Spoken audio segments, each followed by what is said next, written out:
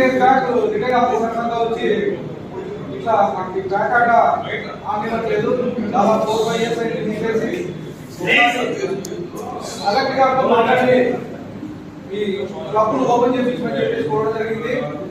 దాంట్లో భాగంగా కలెక్టర్ గారితో మాట్లాడడం జరిగింది. అది నాట్ ఓన్లీ అనంతపూర్, చాలా స్టేట్ లో మొత్తం క్లబ్లని మూసేసినారు. సీఎం గారు చూసి తీసుకెళ్ళి దీన్ని సాల్వ్ చేస్తామని చెప్పేసి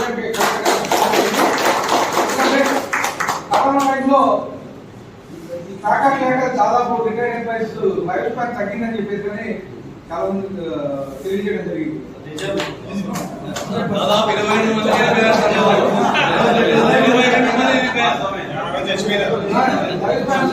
చెప్పేసి అదే విషయం కలెక్టర్ గారు